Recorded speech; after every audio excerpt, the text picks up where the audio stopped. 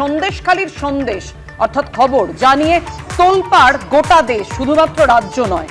আর এই সন্দেশখালি নিয়ে যখন তৃণমূল বলছে বিরোধীরা হাতিয়ার করছে সন্দেশখালিতে, একের পর এক গ্রামবাসীরা যে অভিযোগ করছে এবং এটা পুরোপুরি পরিকল্পিত ষড়যন্ত্র বিরোধীদের, তখন চোপড়া নিয়ে পাল্টা হাতিয়ার তৃণমূলের। আর এর পাশাপাশি আপনারা সবাই জানেন জম্মু কাশ্মীর, যেটা অত্যন্ত সেন্সিটিভ এলাকা, তার থেকেও বেশি কেন্দ্রীয় বাহিনী বাংলায়। কেন এটাও বিরোধীরা হাতিয়ার করছে? সমস্ত বিষয় নিয়ে আজকে আমরা আলোচনা করতে আনন্দের সকালে স্টুডিওতে যারা যারা উপস্থিত রয়েছেন অতিথিরা, প্রথমে পরিচয় করিয়ে দিই। আমার সঙ্গে রয়েছেন সুব্রত দত্ত, রয়েছেন রাহুল চক্রবর্তী, রয়েছেন মহানন্দা কাঞ্জিলাল এবং অভ্র সেন। সকলকেই স্বাগত জানাচ্ছি এবিপি আনন্দর স্টুডিওতে। সন্দেশখালির খবরেই আগে আসি। যেমন পাপিয়া বলছিল যে সন্দেশখালির সন্দেশ, সত্যি তাই। 10 দিন পার হয়ে গেছে, সব থেকে বড় খবর সেটাই যে পুলিশের খাতায় অভিযুক্ত শিবু হাজরা, পুলিশ যার খোঁজ পেল না, এবিপি আনন্দ কিন্তু তার ডেরায় পৌঁছে গেল। সেই গোপন ডেরা থেকে এবিপি আনন্দে মুখ খুললেন শিবু হাজরা। পাশে দল, তাই কি শিবু হাজরা নিয়ে হাত গুটিয়ে রয়েছে পুলিশ? স্বাভাবিকভাবে এই প্রশ্ন উঠছে। শ্লীলতাহানির একই মামলায় অভিযুক্ত শিবু উত্তম, কিন্তু উত্তম সর্দার তিনি তো গ্রেফতার হলেন, আর গ্রেফতার হওয়ার কিছুক্ষণ আগেই দল তাকে 6 বছরের জন্য সাসপেন্ডও করলো। কিন্তু শিবু হাজরার মাথার উপর এখনো দলের হাত রয়েছে। এফআইআর এর নাম, পুলিশের খাতায় অভিযুক্ত শিবুর খোঁজ এবিপি আনন্দ পেল। আমি নির্দোষ, আত্মসমর্পণের প্রশ্নই ওঠে না, এমন কথা বললেন তিনি। অভিযোগের প্রমাণ দরকার তো, মন্তব্য শেখ শাহজাহানের সাকরেত শিবু হাজরার।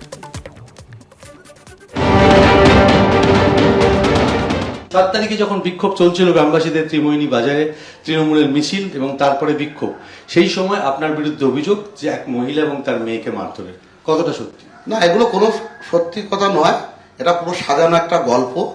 এর নেপথ্যে আছে নিরাপদ সর্দার, সিপিএম এর প্রাক্তন এমএলএ এবং পঞ্চায়েত সমিতির উনি সভাপতি ছিলেন, এবং বিজেপির বিকাশ সিং, দিলীপ মল্লিক, এরা মূলত নেতৃত্ব। দিলীপ মল্লিক তো আপনাদের দলের নেতা। দেখুন, অনেকদিন আগে থেকে ও থাকে না, মানুষের সাথে সংযোগ নেই, তাই দল থেকে ওকে সরিয়ে রাখা হয়েছে, মানে সরিয়ে দেওয়া হয়েছে। ও ভিতর থেকে এই চক্রান্তকে, যেহেতু বামপন্থী ছিলেন, বামপন্থের নিরাপদ সর্দারের একদম একনিষ্ঠ কর্মী ছিল, বামপন্থের আমলের প্রধান ছিলেন তিনি, একটু নেপথ্যে নিরাপদ সর্দারের সাথে যৌথভাবে এবং বিজেপির বিকাশ সিং, এরা এই পরিকল্পনা করে বিষয়টাকে সাজিয়ে মানুষকে উত্তপ্ত করে তুলেছে। প্রথম দিন গেল জমির ব্যাপার, দ্বিতীয় দিন জমির ব্যাপার, তৃতীয় দিনে আমার ঘর দর থেকে, ফার্ম থেকে শুরু করে সব জায়গায় পুড়িয়ে দেওয়া হলো। যখন এরা পুড়িয়ে দিয়েছে পরিকল্পনা করে, তখন কি করেছে, জিনিসটাকে আবার নতুন করে একটা রূপ দেওয়া হচ্ছে। এটা সম্পূর্ণ নিরাপদ শ্রদ্ধা।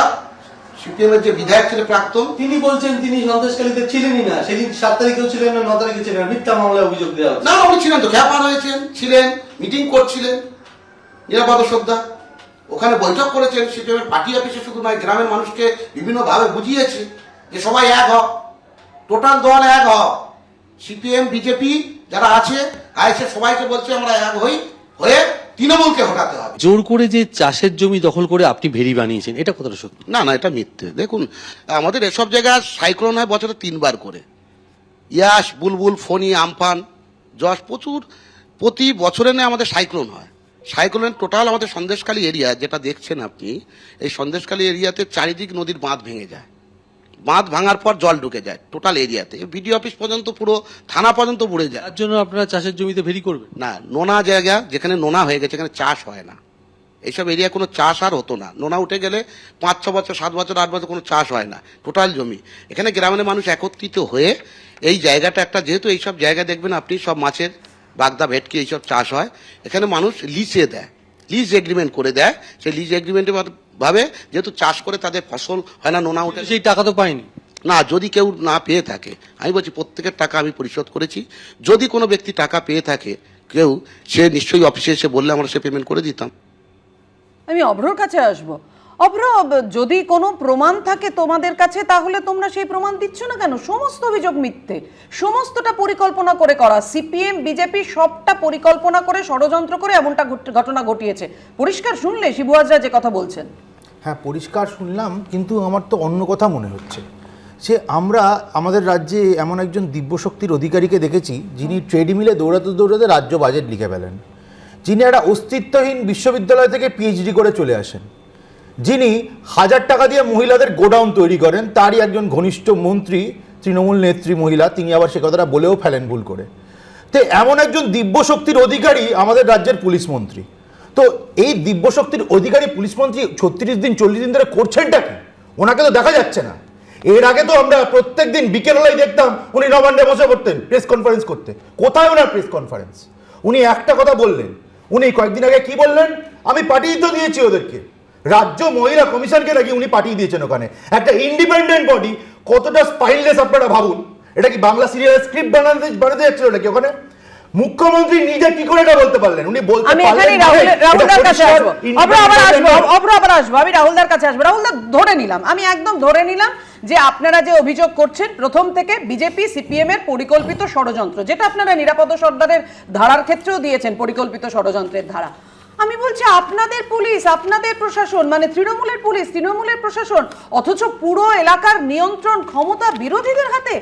যেমনটা মাননীয় দুদিন আগে মাননীয় বিচারপতি অভিজিৎ গঙ্গোপাধ্যায় বলেছেন যে এত বড় ঘটনা ঘটলো, এত অভিযোগ, আমি প্রমাণের কথা এলাবি না, অভিযোগগুলোই সামনে রাখলাম, এত অভিযোগ, অথচ প্রশাসনের কাছে কোনো খবর নেই। বাবি আমাকে একটু বলতে দিতে হবে একটু আমাকে। প্রথম কথা হচ্ছে যে স্পাইনলেসের কথা হলো, অভ্র বললো না, আমি যেটা দিয়ে শুরু করছি, যখন ভারতবর্ষে মণিপুর জ্বলতে থাকে দাউ দাউ করে, তখন প্রধানমন্ত্রীকে একবারের জন্য কোনো বিবৃতি দেখতে দেওয়া যায় না, একবারের জন্য মণিপুরে যেতে দেখা যায় না। এনিওয়ে স্পাইনলেসকে সে তো মানুষ জানে। দ্বিতীয় কথা, আজকে নিরাপদ সর্দার যিনি আজকে এত কথা বলছেন, এত কথা হচ্ছে, মুখ্যমন্ত্রীও কিন্তু সন্দেশখালীতে এখনো পর্যন্ত একবারও যাননি। 21শে ফেব্রুয়ারি তিনি অবশ্য পাঞ্জাবে যাচ্ছেন। মনিপুরের দুটোর সঙ্গে তুলনা করলাম, মনিপুরে এখনো যাননি প্রধানমন্ত্রী। আপনি তুলনা আনলেন বলে আমি কথাটা বললাম। না তো এখনো প্রধানমন্ত্রী যাননি, বহুদিন ধরে চলছে, এতদিন ধরে চলছে যে ঘটনা ঘটেছে, নারী নির্যাতন থেকে যা হয়েছে ভয়ঙ্কর লজ্জাজনক, কিন্তু প্রধানমন্ত্রী কোনো দেখার টিকিট পাওয়া যায়নি। যাকে দ্বিতীয় কথা হচ্ছে, আজকে দাঁড়িয়ে নিরাপদ সর্দার বা বিরোধী দল যারা সন্দেশখালীতে আছে, প্রথম খটকা তারা আজ অব্দি, অত্যন্ত নোংরা কাজ হয়েছে, অত্যন্ত দুর্ভাগ্যজনক, আমি তীব্র ভাষায় প্রতিবাদ করছি। যারা হয়েছে, যারা করেছে, তাদের একদম চরম শাস্তি হওয়া উচিত। তারপরেও নিরাপদ সর্দার আজ অব্দি কোনোদিন এতদিন ধরে বলতে পারলেন না কেন? প্রথম কথা। দ্বিতীয় কথা, যারা মিডিয়া কি ছিল না, যারা কোনো ইন্টারনেট কানেকশন কি ছিল না, কোনো তথ্য যোগাযোগ কি ছিল না, আজকে দাঁড়িয়ে মানে তৃণমূল যেটা বারবার বলছিল যে সন্দেশখালীতে যা যা ঘটনা এতদিন ধরে ঘটেছে, সেখানে তৃণমূলের বা সরকারের কোনো দায় নেই। বিরোধীরা কেন নালিশ করেনি, বিরোধীরা কেন সামনে আসেনি? আমি আসবো। আমি একটু একটা কথা বলে শেষ করছি। দ্বিতীয়ত, আজকে যদি তাই হয়, যারা অভিযোগ করছেন তারা বলছেন আমরা এখনো তৃণমূলের কর্মী, আমরা তৃণমূলের কর্মী ছিলাম, এখনো আছি। যদি এতই খারাপ হয়, এতই নৈরাজ্য হয়, এতই খারাপ অবস্থা হয়, তাহলে তৃণমূল কংগ্রেস ওখানে যে জয়ী হয় কি করে? নিরাপদ সর্দাররা কেন ওখানে কলকে পান না?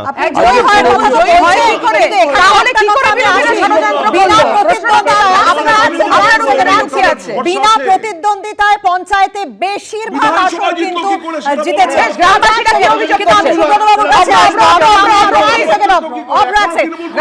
সুব্রতবাবুর কাছে এটাই জানতে চাই। সুব্রতবাবু, আমরা শিবু হাজরার বক্তব্য শুনলাম, তিনি একেবারেই নির্দোষ এবং পুরো এই সমস্ত ঘটনার জন্য তিনি কাদের ওপর দায় চাপাচ্ছেন? নিরাপদ সর্দার এবং বিজেপির ওপরে।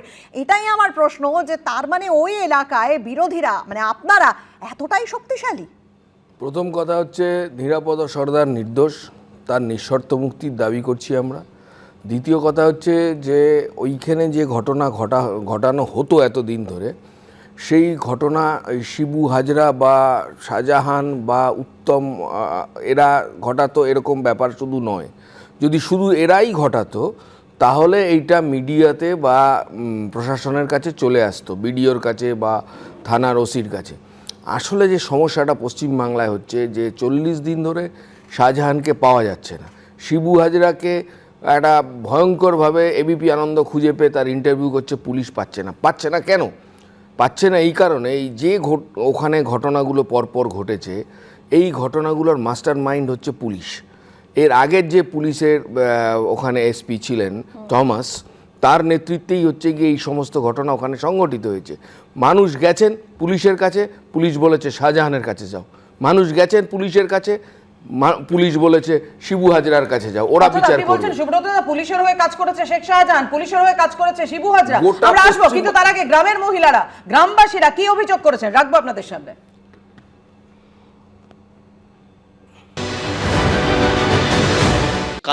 আমরা ওই উত্তমের গুন্ডাদের, ওই শিবু হাজরার গুন্ডাদের, শাহজাহানের গুন্ডাদের, ওরা তো উপর থেকে মানে নল চালছে, ওরা মানে ইয়ে করে দিচ্ছে যে ওই মানুষটা তুলে নেই। নির্দোষ লোকেরা দেখ, তারা বড় বড় আসামি, তারা জেলে যাচ্ছে না, তারা ধরা পড়ছে না, কিন্তু নির্দোষ যারা তাদের নামে কেস উঠে যাচ্ছে। কোনো মেয়েকে যদি ভালো লাগে রাত্রে তাকে বলে দিলাম, এই তোর বউটা আজকের আমার পাঠিয়ে দিতে হবে, সেই স্বামী কাঁদতে কাঁদতে নিজে যদি নাম আসতে পারে, পার্টির লোক গিয়ে বাইক বাহিনী দিয়ে তুলে নিয়ে আসলো। এগুলো শিবু হাজরার নির্দেশে হতো, উত্তম সর্দারের নির্দেশে হতো। এই ব্লক থেকে এতগুলো মহিলা লাগবে মানে লাগবে, রাত 9টা হোক, 10টা হোক, 12টা হোক, 1টা হোক, রাত্রের বেলায় ঘর থেকে মহিলাদের নিয়ে আসতে হবে। কোনো সেফটি নেই। এই যে আমরা মুখ ঢেকে আছি, বাধ্য হয়ে আতঙ্কে আছি, ভয়ে আছি, এই কদিন আমাদের রাতের ঘুম নেই। আপনাকে নিজেকেও সেই মিটিং অংশ নিতে হয়েছে? হ্যাঁ, অংশ যদি নাই নেব, আমি অভিজ্ঞতা কোথা থেকে পাবো? অংশ নিয়েছি বলেই তো বলছি।